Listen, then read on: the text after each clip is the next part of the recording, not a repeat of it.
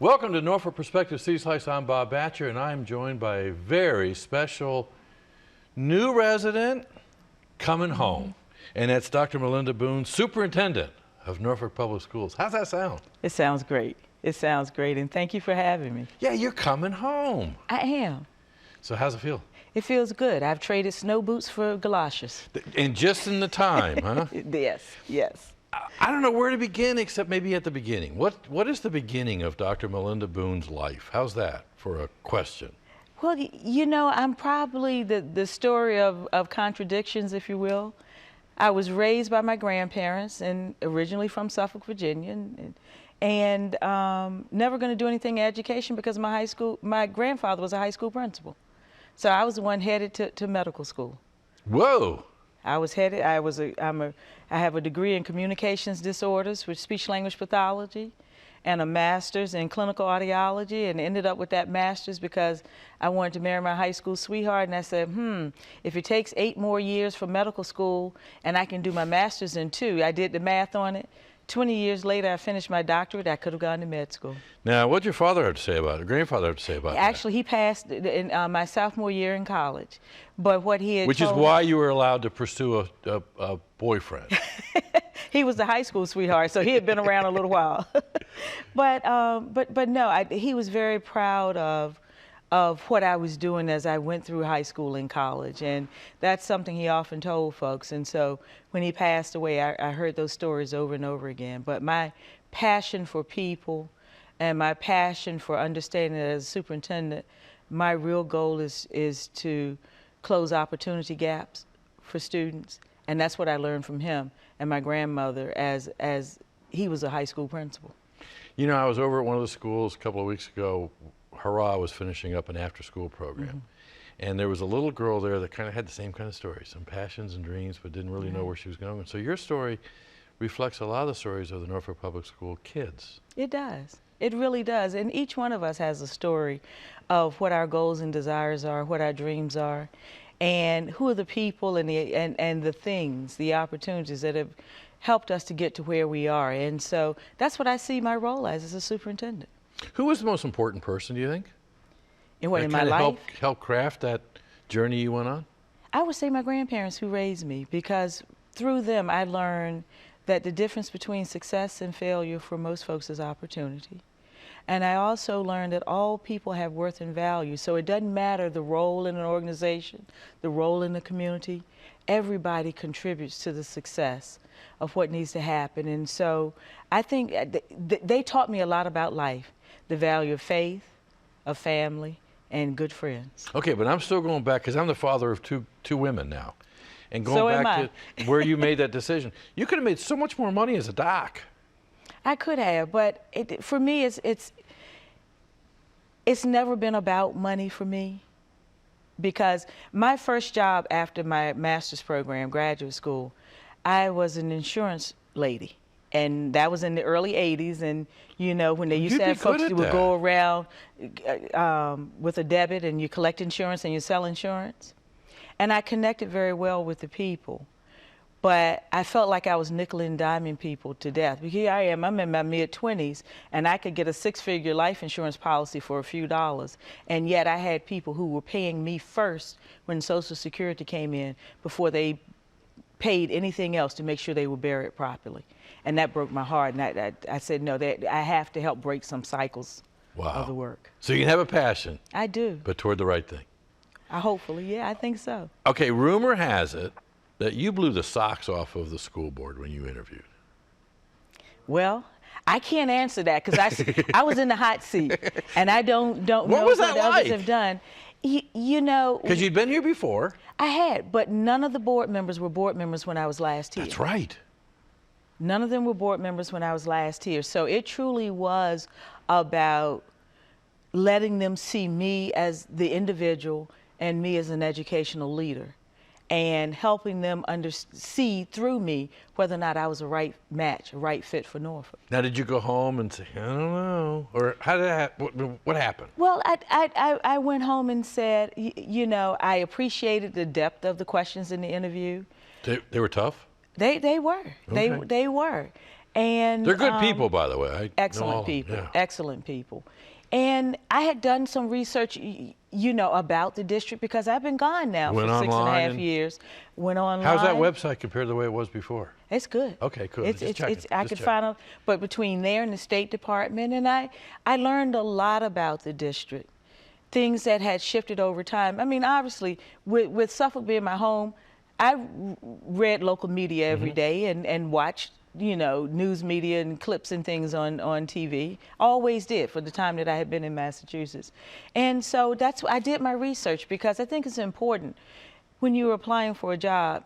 Yes, I'm interviewing and selling myself, but I also need for them to know that I cared enough to not just make it about me, but to make it about the schools and what I had learned about the schools, and paired that with what had been my experiences in Worcester as a superintendent. So how long did it take before you got the call? I had 2 interviews. Oh, I received the first call for a first interview, and then I can't remember the exact amount of time, but it was a little while, and I was like, okay, cool, I didn't make the cut, and it was, and I was fine with that because it wasn't like I was trying to leave Worcester. right, right. But I felt a connection to Norfolk, and I had paid attention to all of the transitions, and I said, you know, now I have the superintendent experience in my toolbox. I should at least try because it had meant so much to me having worked in Norfolk, personally and professionally. So truthfully, I was surprised when I got the call. Really? I don't know. I have no idea who else was in the pool, and I didn't assume anything. So you got the gig. I got the gig. Now, while we're taping this, it's been 9 days. 9 days. Where do you start? I start with the people because I've done the background research and continue to gather information on the data points and those things that are very visible, very obvious. So for me, what's the story behind the numbers? Yeah, because that's what they want to That's- report. They want to report the numbers. And so that's my role now, particularly in my first 30 days, and it will be my role ongoing. But what's the story behind the numbers? How have we gotten success? And places where we haven't had success, what have been the impediments to success? And so I'm spending a lot of time talking with people. In my first 9 days, I've spent time with principals in their professional development and some school leadership team members who were there. I've had an introduction to the PTA council and spent some time Whoa. with parents and principals well? again. Went very well. I was welcomed very much, and we talked about a few things, sidebar conversations about things that were going on. I've met with central office members. I had an opportunity to sit with the United for Children group in a planning session that was already there. So I've had an introduction and spent a better part of a half day with many of the organizational leaders who are already supporting the schools or committed to support the schools. Had my first school board meeting and work session and budget hearing. And they remembered you from the interview, right? They said, okay. They did. Now they what? did. Now what? And I had some time with students at Old Dominion where we had our elementary students there for the education day and the women's basketball game. So that's right, yeah. And bus drivers there. So the one group that I haven't had enough time with yet, but I'm getting already started into schools, are my teachers. All right. And talking about the teachers, I mean, some during the whole transition were saying, just listen to the teachers because they know where it's at. What do you think of that? I mean, They're right. okay, good. Teachers help us understand what it looks like with the boots on the ground, to use that analogy in the military community. I refer to principals as the generals on the front line, and the teachers are those lieutenants. And so it's not that strong military hierarchy that there's only one way the information flows. But we know a person who's on the battlefield and doing the work has a vantage point that others who may be in the planning headquarters haven't seen yet. And if the two aren't listening to each other, if the generals aren't receiving information from the teachers to help design strategy with their input, then we won't have success. So they're important. Some say that Norfolk Public Schools has a handicap because of our kids.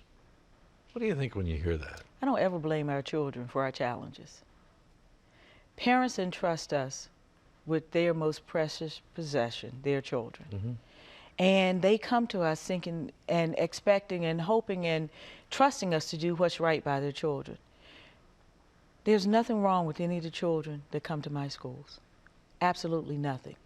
Poverty is not a precursor to learning, nor is race, socioeconomic status, religion, ethnicity, gender.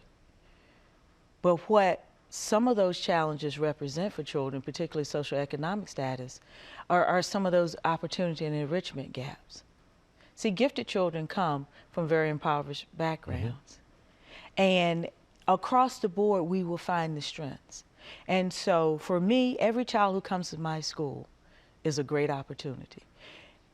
So often, you know, in public schools, we've gotten comfortable with our default position and become complacent that, you know, public school still educates the masses. And we do. But we have to position ourselves because parents vote with their feet through enrollment. And we have to show them that we first and foremost care for their children. 2, that their children will have a robust and exciting educational opportunity. And 3, they will be successful in where they choose to go after high school, whether it's to college or directly into careers, because the pathway through college is to a career.